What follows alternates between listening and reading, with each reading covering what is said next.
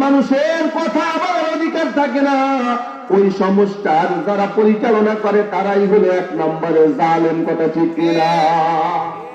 সমাজের ভিতরে শুধু বড় লোকরাই কথা বলতে পারবে, সভাপতি সেক্রেটারিরাই কথা বলতে পারবে, মুসল্লিরা কথা বলতে পারবে না।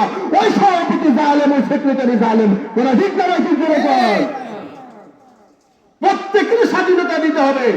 আজকে বাংলাদেশের ভিতরে সবচাইতে মাজলুম হলো আমরা উলামা ইকরাম, কারণ কোরআনের সঠিক কথা মাহফিলের ভিতরে বলতে পারি না, নেতারা এসে বাধা দেয়। আগামী পরশুদিন আমার মাহফিল পকিরা ছিল, এই যে পকিরা, গতকালকে আমার রাতে ফোন হয়েছে, হুজুর মাহফিল হবে না কেন?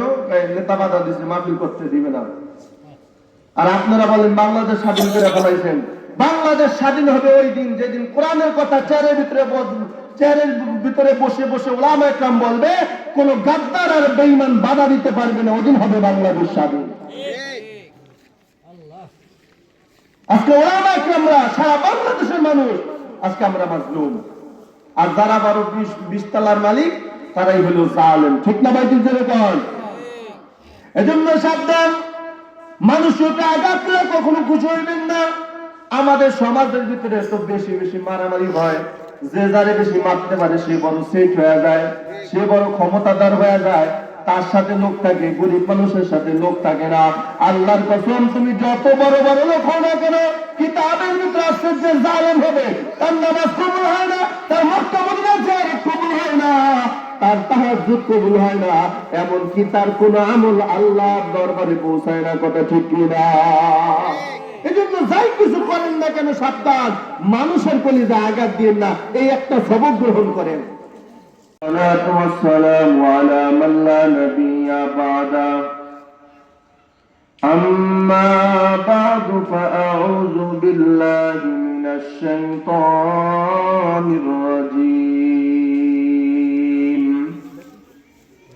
بسم الله الرحمن الرحيم إن الله لا يظلم الناس شيئا ولكن الناس أنفسهم يظلمون آمنت بالله صدق الله مولانا العظيم وقال صاحب القرآن رسول الله صلى الله عليه وآله وسلم الظلم ظلمات يوم القيامة أو كما قال النبي عليه الصلاة والسلام صدق الله مولانا العظيم وصدق رسوله النبي الأمي الكريم ونحن على ذلك لمن الشاهدين والشاكرين والذاكرين والحمد لله رب العالمين সকলে মহব্বতের সহিত দুরূদ ইব্রাহিম পাঠ করি। আল্লাহুম্মা সাল্লি আলা মুহাম্মাদিন ওয়া আলা আলি মুহাম্মাদ কামা সাল্লাইতা আলা ইব্রাহিম ওয়া আলা আলি ইব্রাহিম ইন্নাকা হামিদুম মাজিদ। কেউ যদি নবীর মহব্বতে দুরূদ শরীফ পড়ে, আল্লাহ তাআলা স্বপ্নের ভিতরে আমার নবীর সাক্ষাৎকার মিলাই দেবে ইনশাআল্লাহ। এজন্য সবাই মহব্বতের সহিত জোরে আওয়াজ দিয়ে দুরূদ শরীফ পড়ি। আল্লাহুম্মা বারিক আলা মুহাম্মাদিন ওয়া আলা আলি মুহাম্মাদ কামা বারাকতা আলা ইব্রাহিম ওয়া আলা আলি ইব্রাহিম ইন্নাকা হামিদুম মাজিদ। আস্তাগফিরুল্লাহ রাব্বি মিন কুল্লি যামবিন ওয়া আতুবু ইলাইহি লা হাওলা ওয়া লা কুওয়াতা ইল্লা বিল্লাহিল আলিয়্যিল আযীম। আস্তাগফিরুল্লাহ রাব্বি মিন কুল্লি যামবিন ওয়া আতুবু ইলাইহি লা হাওলা ওয়া লা কুওয়াতা إلا بالله العلي العظيم الحمد لله লক্ষ্মীপুর পশ্চিমকান্দি বাইতুল নূর জামে মসজিদ ও যুব সমাজের উদ্যোগে বার্ষিক ওয়াজ মাহফিল অর্থ মাহফিলের উপস্থিত মুহতারাম সম্মানিত সভাপতি জনাব মোহাম্মদ ওয়াহিদুল ইসলাম খোকন সাহেব, আজকের মাহফিলের প্রধান বক্তা বিশিষ্ট ইসলামী চিন্তাবিদ মুফাসসির কুরআন হযরত মাওলানা মুফতি মোশাররফ হোসেন ইসলামপুরী দামাত বারাকাতুহুম। আজকের মাহফিলের প্রধান আকর্ষণ আমাদের সুপরিচিত মুখ হযরত মাওলানা নাসিরউদ্দিন সরকার সাহেব দামাত বারাকাতুহুম, এবং আমার আগেও অত্যন্ত গুরুত্বপূর্ণ আলোচনা রাখলেন। আল্লাহ তাআলা সকলের হায়াতে ঈমানে আমলে পরিপূর্ণ বরকত দান করুক, সকলে বলি আমিন। সামনে উপবিষ্ট আমার বাবার বয়সী মুরব্বিগণ, যুবক বন্ধুরা, ছাত্র ভাইয়েরা, পর্দার আড়ালে অত্যন্ত শ্রদ্ধেয় সম্মানিতা মা ও বোনেরা, মহাস্রষ্টা দয়াময় আল্লাহ পাক রব্বুল আলামিনের দরবারে শুকরিয়া আদায় করি যে মহান আল্লাহ তাআলা আপনাকে আমাকে সুস্থ করে ভালো রেখে এই জান্নাতের বাগান উলামা ইকরামদের মজলিস, আশিকিন যাকিরিন শাকিরিনদের মজলিস তথা গুনাহ মাফের মজলিসে দুনিয়ার সমস্ত ঝামেলাকে উপেক্ষা করে 10 মায়ের 10 সন্তানকে আপন হয়ে একই জায়গায় জুন মিলে বসার মতো তৌফিক দান করলেন। এজন্য দিল থেকে শুকরিয়া তান সকলে বলি আলহামদুলিল্লাহ। লক্ষ কোটি দরুদ ও সালাম বিশ্ব মানবতার কান্ডারি, বিশ্ব মানবতার মুক্তির দিশারি সাইয়্যিদুল মুরসালিন রাহমাতুল লিল আলামিন খাতামুন নবীন ইমামুল মুরসালিন হযরত মুহাম্মদুর রাসূলুল্লাহ সাল্লাল্লাহু আলাইহি ওয়া আলিহি ওয়াসাল্লামের উপর। মুহতারাম হাজিরিন, মানুষের মৃত্যুর কি কোনো সময় আছে? কোনো সময় আছে? 1 সেকেন্ড আগেও হবে না, 1 সেকেন্ড পরেও হবে। ইদা জাআ আজালুহুম লা ইস্তাখিরুনা সাআতাও ওয়া লা ইস্তাকদিমুন। আজরাইল আলাইহিস সালাতু ওয়াস সালাম যেই কোনো সময়, যেই কোনো মুহূর্তে, যেই কোনো অবস্থায় পাকড়াও করে ফেলাইতে পারে। এজন্য অনুরোধ করব, লক্ষ্মীপুর পশ্চিম কান্দিবাসী এলাকার ভিতরে যারা আছেন, ধর্মপ্রাণ মুসলমান ভাইয়েরা যারা আছে, এদিক সেদিক ঘোরাফেরা করতেছেন, হায়াতের কোনো গ্যারান্টি নাই, যেই কোনো সময় আজরাইল আলাইহিস সালাতু ওয়াস সালাম পাকড়াও করে ফেলাইতে পারেন। এজন্য আজকের এই জান্নাতের বাগান, এই জান্নাতের বাগান থেকে যারা বঞ্চিত থাকবেন তারা আল্লাহর এবং বরকত থেকে তারা বঞ্চিত। এজন্য আমি অনুরোধ করব, নিষ্প্রয়োজনে অকারণে যারা এদিক সেদিক ঘোরাফেরা করতেছেন, মেহেরবানি করে সকলে জান্নাতের প্যান্ডেলের মধ্যে এসে বসে পড়ুন। আল্লাহ তাআলা আজকের মাহফিলকে কবুল করুন, সকলে বলে আমিন। এই মাহফিল কারো জীবনের শেষ মাহফিলও হতে পারে, কারণ গতকালকে তার আগের দিন আমাদের এই যে বড় বাড়ির হাজী আইনাল ব্যাপারী সাহেব যে মারা যাবেন, তিনি কল্পনাও করতে পারছেন? হ্যাঁ, কল্পনাও করতে পারেন নাই যে আজকে এত সুন্দর তার বাড়ির পাশে মাহফিল হবে, সে আসবে দেখবে, অথচ আল্লাহর ডাকে তিনি সাড়া দিয়ে চলে গেছেন। আমরা দোয়া করি আল্লাহ তাআলা যেন আমার দাদায় আমার অনেক মহব্বত করতো, ভালোবাসতো, মাঝে মধ্যেই পরামর্শ দিত। শুধু জুমার নামাজের কারণে আমি জানাজা উপস্থিত হতে পারি নাই, ঢাকা শহরে একটা বড় মসজিদে জুমা পড়াই, এই কারণে আমি অবশ্যই আসতাম, আমি মিস করতাম না। আমরা দোয়া করি আল্লাহ তাআলা যেন হাজী সাহেবের কবরটারে জান্নাতের বাগান বানায় দেন, সকলে বলে আমিন। এবং ইয়ার হোসেন কাকা এবং দেলোয়ার হোসেন কাকা এবং বড় দাদায় যারা মারা গেছেন বড় বাড়ি থেকে, আল্লাহ তাআলা প্রত্যেকের কবরটারে যেন আল্লাহ তাআলা জান্নাতের বাগান বানায় দেন, সকলে বলে আমিন। এজন্য আমি বারবার অনুরোধ করব, হতে পারে আগামী কালকেও আপনারা আমার জানাজা মানুষ পড়ার জন্য প্রস্তুত থাকতে পারে। এজন্য এদিক সেদিক ঘোরাফেরা না করে আমরা সকলে এই মাহফিলের প্যান্ডেলের মধ্যে এসে বসে পড়ি। আল্লাহ তাআলা আজকের মাহফিলকে কবুল করুন, সকলে বলে আমিন। মুহতারাম হাজিরিন, সংক্ষিপ্ত আলোচনা করার জন্য সংক্ষিপ্ত একটি আয়াত তেলাওয়াত করেছি। আল্লাহ তাআলা বলেন, ইন্নাল্লাহা লা ইয়াযলিমুন নাসা শাইআন ওয়ালাকিন্নান নাসা আনফুসাহুম ইয়াযলিমুন। আমি প্রত্যেকটা জায়গায় মাহফিল করার আগে আমি আমার বিষয়বস্তুটাকে শ্রোতাদেরকে জানাই যে আমি কি সম্পর্কে বয়ান করতে চাই।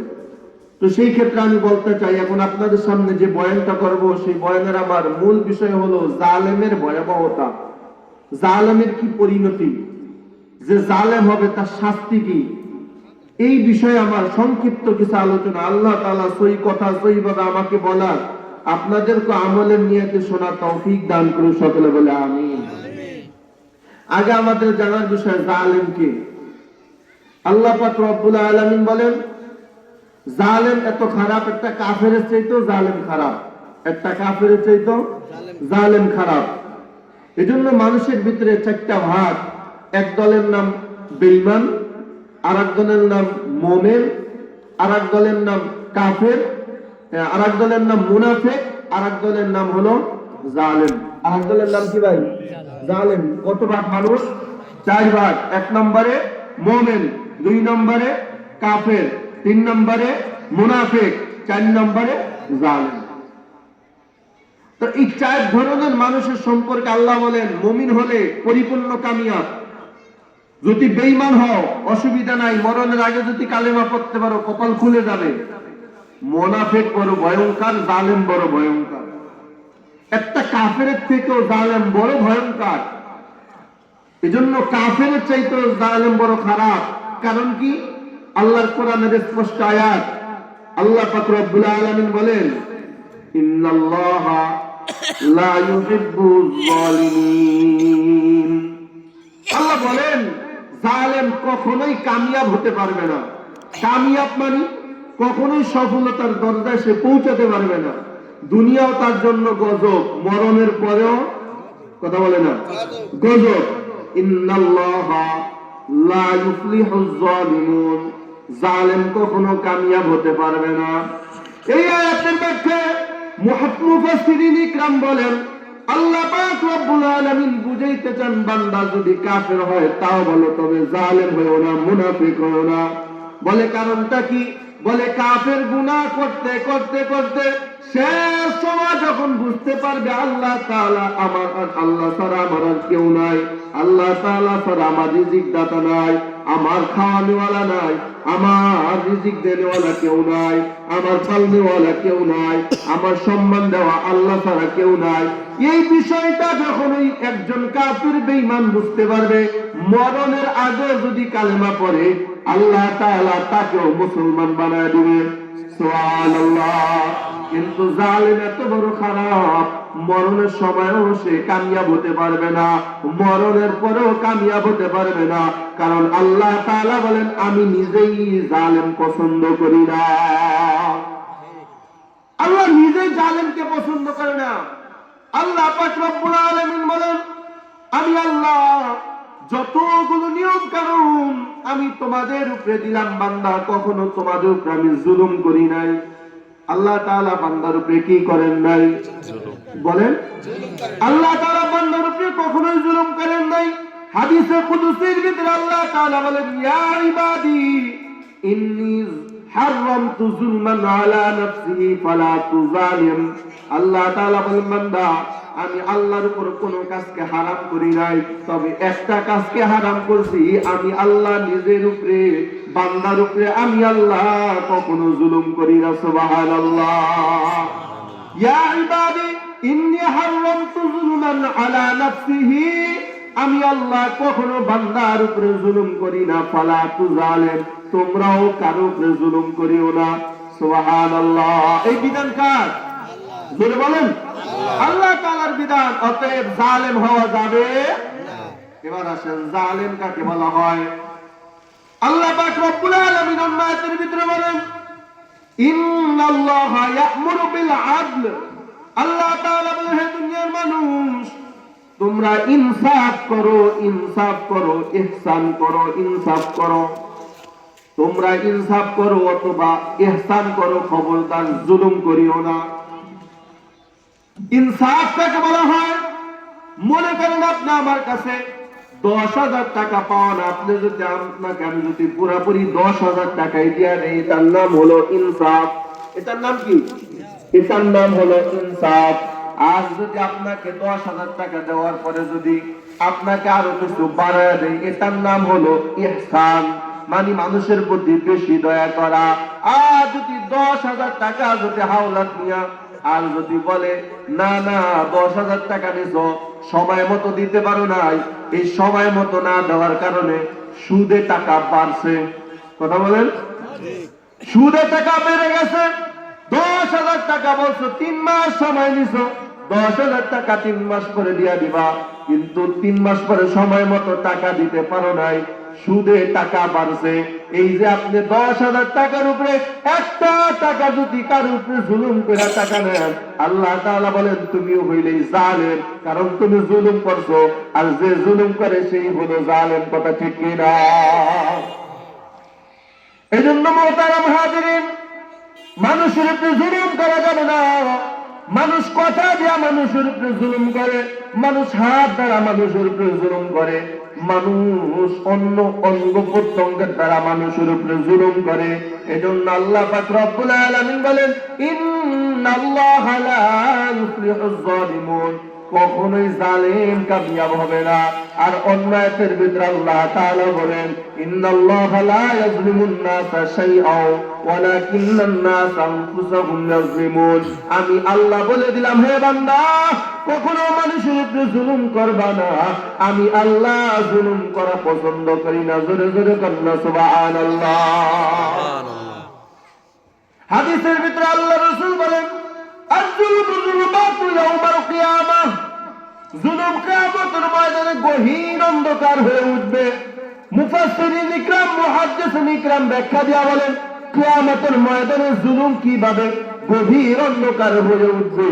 মুহাদ্দিসিন ইকরাম ব্যাখ্যা দিয়া বলেন, কিয়ামতের ময়দানে আল্লাহ তাআলা যখন বান্দাকে পুলসিরাতের পুলের সামনে নিয়ে যাবে, এই পুলসিরাতের পুল বলেন বা ব্রিজ বলেন, এর দূরত্ব হলো 30,000 পুলসিরাতের রাস্তা পারি না দিয়া কোনো বান্দা জান্নাতে যেতে পারবে না।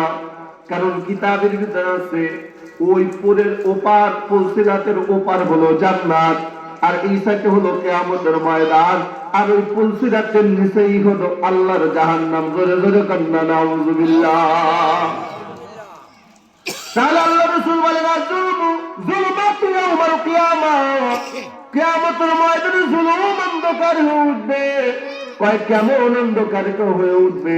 কয় ওই জালেম ব্যক্তি যখন ওই পুলসিরাতের পুল যখন পাড়ি দেওয়া শুরু করবে, এ আমার বাবা, পুলসিরাতের রাস্তাটা কেমন হবে? বলে চুলের চাইতেও চিকন হবে এবং হীরার চাইতেও বেশি ধার হবে, গভীর অন্ধকার হবে, আমাবস্যার রাতের থেকেও অনেক অন্ধকার হবে। আল্লাহ রাসূল বলেন, আমাবস্যার রাত থেকেও অন্ধকার, হীরার চাইতেও ধার, চুলের চাইতেও বড় চিকন হবে পুলসিরাতের রাস্তা। এই রাস্তাটা আলেম ওলামা, ইমানদার, মুত্তাকিরা বিজলির আকারে পার হয়ে যাবে, কিন্তু জালেম যখন ওই পুলসিরাতের পুলে আসবে, ওই যে আল্লাহ রাসূল বলেন, আয-যুলমু যুলমাতু ইয়াউমাল কিয়ামাহ, জুলুম কিয়ামতের ময়দানে অন্ধকার হয়ে উঠবে। কয় কেমন? ওই জালেম যখন কিয়ামতের ময়দানে পুল পাড়ি দিতে যাবে, অন্ধকারে রাস্তা তালাশ করে পাবে না, সামনে যত আগাবে কেটে কেটে টুকরা টুকরা হইয়া আল্লাহর বান্দা জাহান্নামের ভিতরে পড়ে যাবে। জোরে জোরে কান্না নাউযুবিল্লাহ। এজন্য আল্লাহ রাসূল সাল্লাল্লাহু আলাইহি ওয়াসাল্লাম হাদিসের কুদসির ভিতরে স্পষ্ট আছে, ইয়া ইবাদি ইন্নী হারামতু যুলমান আলা নাফসিহি ফালা তুযালিম, বান্দারে আমি আল্লাহ নিজের উপরে জুলুমকে হারাম করেছি, অতএব সাবধান, তোমরা কখনো জুলুম করবা না, কারণ জুলুমের ভয়াবহতা অনেক কঠিন। কথা ঠিক কিনা? কিন্তু আমরা কথায় কথায় মানুষের উপরে জুলুম করি। জুলুম কিভাবে করা হয়? বলে জুলুমের মাধ্যমে মানুষ আঘাত পায়। এই আঘাতটা কথার মাধ্যমেও পাইতে পারে, আঘাতটা হাত তোলার মাধ্যমেও পেতে পারে, আঘাতটা অন্য কোন ভাষায় যদি বলেন সেও যদি আঘাত পায়, যে আঘাত করবে সেই হলো জালেম। সে কি ভাই? জালেম। সে হলো জালেম। এ আমার বাবা, দুনিয়াতে যারা বিচার আচার করেন, সাবধান, খুব সাবধানতা অবলম্বন করেন। মানুষ অন্যায় করলেই বিচার করা যাবে না। অন্যায় এক জিনিস, ভুল হলো আর এক জিনিস। অন্যায় আর ভুল কিন্তু এক না। ভুল হলো এক জিনিস, অন্যায় হলো এক জিনিস। ভুল কাকে বলা হয়? বলে যেই ভুলের সংশোধন আছে। যেরকম সুবহানাল্লাহ। ভুল কাকে বলা হয়? যেই ভুলের সংশোধন কি করা যায়? যেই ভুলের সংশোধন করা যায়, এটা ভুল। কিন্তু অন্যায় কাকে বলা হয়? যেই অন্যায়ের কোনো মাপ নাই সেটাকে বলা হয় অন্যায়। সেটাকে কি বলা হয়? অন্যায় বলা হয়। যেই অন্যায়ের কোনো সমাধান পাওয়া যায় না ওটাকে বলা হয় অন্যায়। তাহলে মানুষ মুখ দ্বারা এমন একটা কথা বলেছে অথবা আপনাকে গালি দিয়েছে, এই গালির বলেন সমাধান আছে না নাই? গালির সমাধান আছে না নাই? এখন গালির সমাধান কি ঘর থেকে স্যামিয়া তার কোবানো? এই কথা বলেন না কেন? না না, এটাই হলো আপনার উপরে আপনি যাকে কোপ মারলেন, যার উপরে আঘাত করলেন, সামান্য গালির কারণে আপনি জালেম হয়ে গেছেন, আর যাকে আপনি আঘাত করছেন সে মাজলুম হয়ে গেছে। কথা ঠিক কিনা? এই জন্য আল্লাহ রাসূল বলেন কিয়ামতের ময়দানে জুলুম জালেম গহীন অন্ধকারের ভিতরে থাকবে। আল্লাহ পাক রব্বুল আলামিন বলেন সাবধান, বিচার অন্যায় পাইলেই বিচার করা শুরু করবা না, আগে তদন্ত করবা এটা ভুল না অন্যায়। যেমন ভুলের সমাধান আছে, নামাজের ভিতরে ইমাম সাহেব যদি ভুল করে সমাধান আছে না নাই? কথা বলেন না কেন? আমি আগে বললাম ভুল কাকে বলা হয়? যেই জিনিসের সংশোধন, কথা বলেন না কেন, যেই জিনিসের সংশোধন আছে। আর অন্যায় কাকে বলা হয়? যেই জিনিসের সংশোধন নাই তাকে বলা হয় অন্যায়। এখন একটা আপনারে গালি দিছে, রাগের মাথায় একটা গালি দিছে, এটা ভুল করছে, এটা অন্যায় না। এখন আপনি যদি তার উপরে আঘাত করেন, বলে অন্যায়ের বিচার যেভাবে করা হয় ভুলের বিচারটা যদি ওইভাবে করা হয় তাহলে আপনি জালেম হয়ে যাবেন। আপনি কিয়ামতের ময়দানে পৌঁছানোর ভুল পারিয়ে দিতে পারবেন না। আপনি নিশ্চিতভাবে কপালে লিখে রাখেন আপনার ঠিকানা হবে চিরস্থায়ী জাহান্নাম। কথা ঠিক কিনা?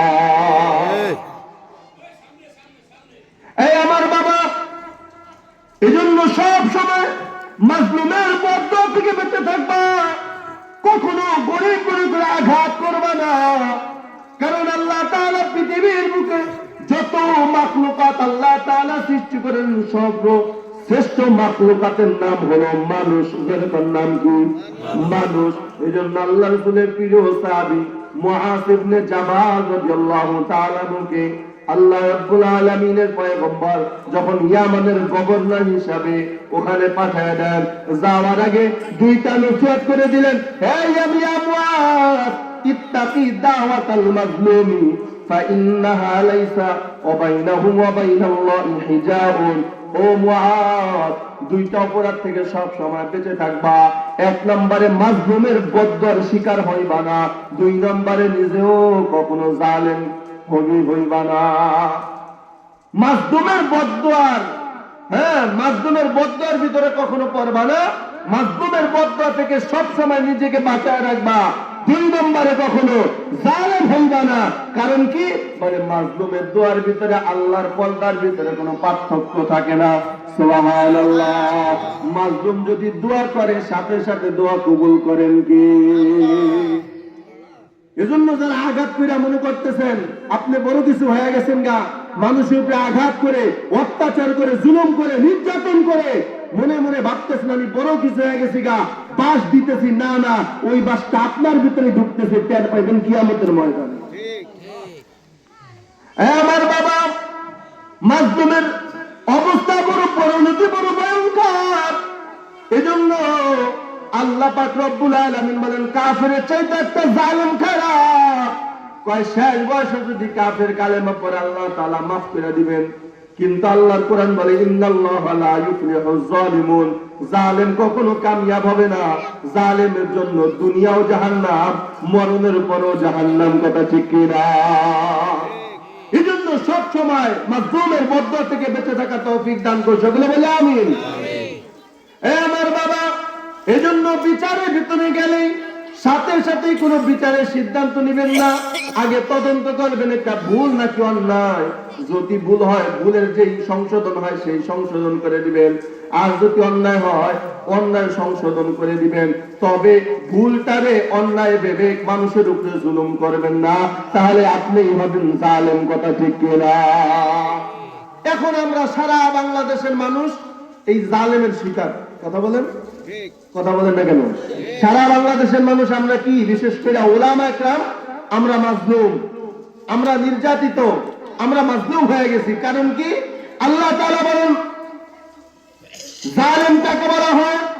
যে মানুষের অধিকার হরণ করে, দুনিয়ার ভিতরে দেখা যায় সমাজের ভিতরে যদি বিচার আচারে বসে শুধু বড় লোকরা কথা বলতে পারে, ছোট লোকরা কথা বলতে পারে না। আছে না নাই? কথা বলেন না কেন? এই আমার বাবা, বড় লোকরা বিচারের ভিতরে শুধু কথা বলতে পারে। এই সমাজের ভিতরে যারা নিম্ন শ্রেণীর মানুষ ক্ষেত খামারে কাজ করে, রিক্সা চালায়, ভ্যান চালায়, এরা সমাজের ভিতরে কথা বলতে পারে না। আর হাদিস অনুযায়ী আল্লাহ পাক রব্বুল আলামিন বলেন যে সমাজের ভিতরে মানুষের কথা বলার অধিকার থাকে না, ওই সমাজটার যারা পরিচালনা করে তারাই হলো এক নম্বরে জালেম। কথা ঠিক কিনা? সমাজের ভিতরে শুধু বড় লোকরাই কথা বলতে পারবে, সভাপতি সেক্রেটারিরাই কথা বলতে পারবে, মুসল্লিরা কথা বলতে পারবে না। ওই সভাপতি জালেম, ওই সেক্রেটারি জালেম। ওরা ঠিক না? প্রত্যেকের স্বাধীনতা দিতে হবে।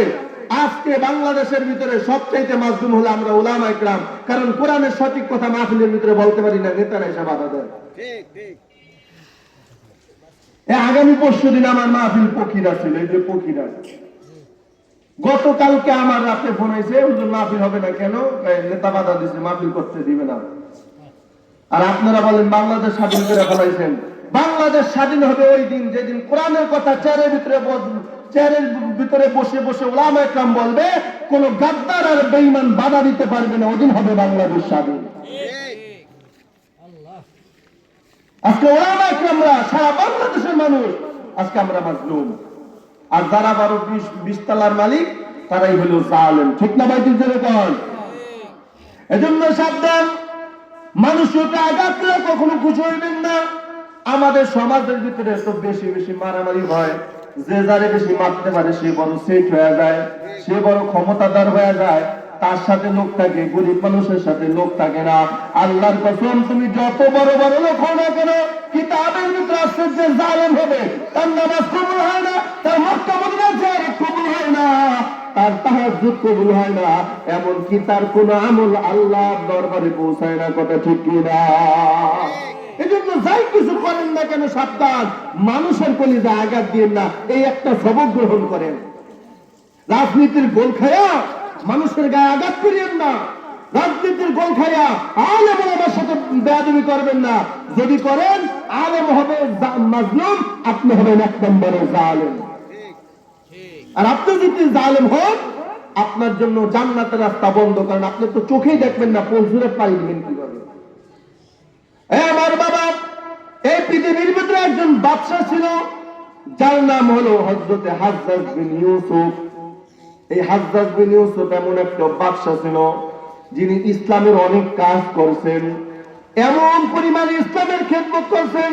কোন দেশের সাথে যদি ইসলামের বিরোধী হইতো, কোন দ্বন্দ্ব হইতো, সর্বপ্রথম মুসলমানের পক্ষে গিয়া দাঁড়াইতো হযরতে হাজ্জাজ বিন ইউসুফ। সুবহানাল্লাহ। শুধু তাই না, বর্তমানে যে কোরআন শরীফ দেখতেছেন আপনারা, এই কোরআন শরীফের ভিতরে যে হরফের উপরে জের জবর পেশ আছে, এইটা কিন্তু নবীর জামানায় ছিল না। নবীর জামানায় কোরআন ছিল হাড্ডির উপরে লেখা, নবীর জামানায় কোরআন ছিল পাতার উপরে লেখা। এইভাবে জের, নক্তা, তাসদীদ, জজমলা সহ এইভাবে কোরআন নবীর জামানায় ছিল না।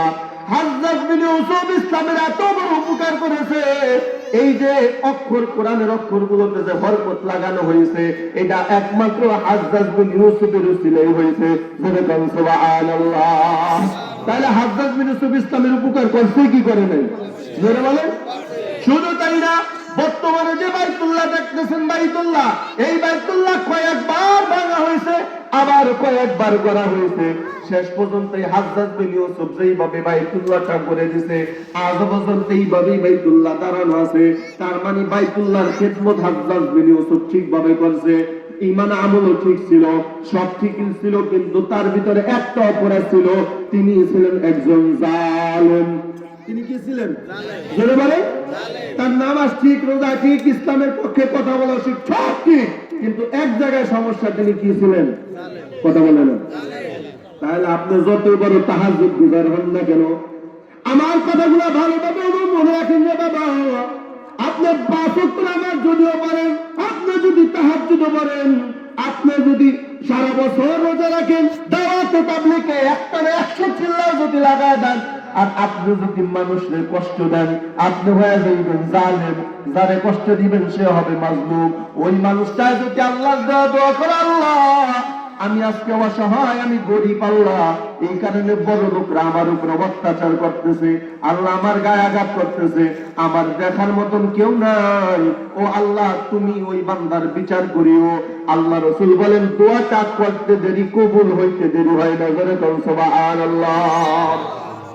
তাহলে আপনার রোজা, নামাজ, ঈমান, আমল সব ঠিক আছে, অভ্যাস খারাপ মানুষকে কষ্ট দেওয়া, একটু হইলেই গালি দিলেই ঘরের থেকে আসতে দাও নিয়া বাইরে যান মাঠে ময়দানে মানুষকে আঘাত করার জন্য, এটা জানোয়ারের চরিত্র, এটা কোনো মানুষের চরিত্র না।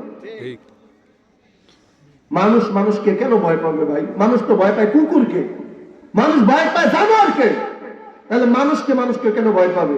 আপনার দুইটা চোখ আমারও দুইটা চোখ, আপনার দুইটা হাত আমারও দুইটা হাত, তাহলে মানুষের মানুষকে কেন ভয় পায়? মানুষ যেহেতু হিংস্র প্রাণী জানোয়ারকে ভয় পায়, যেই মানুষকে ভয় পায় ওই মানুষের ভিতরে কিছু জানোয়ারের চরিত্র থাকার কারণেই ভয় পায়। সে বাহ্যিক দৃষ্টিতে মানুষ, হাকিকতে সে একটা জানোয়ার। ঠিক না ভাই? ঠিক ধরে কর আমার বাবা। এজন্য আগে বললাম টুপি মাথায় ঠিক আছে, নামাজ ঠিক আছে, রোজা ঠিক আছে, কিন্তু মানুষ আর একবার যদি এদিক দাহাড়া ফলো করো, তুই মানুষের গালি দাও, মানুষের অন্যায় করো, এই যে কথা বলে মানুষের অন্যায় করে গীবত করো, মানুষের মনে কষ্ট দাও। একজনের বিয়ার, আপনার বিয়া ঠিক হয়ে গেছে, বাঙ্গালি দিয়া বিয়াটা ভাঙ্গা মানুষের মনে কষ্ট দাও, দুধে পানি মিশাইয়া মানুষের সাথে বাটপারি করো, কামলা দিতে যাও, মালিক যখন আসে তখন বৈশা বৈশা কাজ করো, মালিক যখন থাকে না বৈশা বৈশা বিড়ি খাও। এই যে মালিকরে ধোঁকা দিতেছ, যেই মালিক তোমাকে কামলা বানাইয়া তার জমিন চাষ করার জন্য, তার জমিনে কাজ করার জন্য তোমার টাকা দিয়া খরিদ করলো, সেই মালিকরে দেখলেই তুমি কাজ করো, মালিক যখন চলে যায় তুমি কাজ করো না, তার মানে তুমি মালিকের সাথে জুলুম করতেছ। যার খোয়ারের মুরগি চুরি কইরা পিকনিক করলা, ওই মানুষটার উপরে তুমি জুলুম করতেছ। যার গাছের ডাব পাইরা খাইলা না বইলা, ওই মালিকের উপরে তুমি জুলুম করতেছ। এজন্য আল্লাহ রাসূল বলেন কিয়ামতের ময়দানে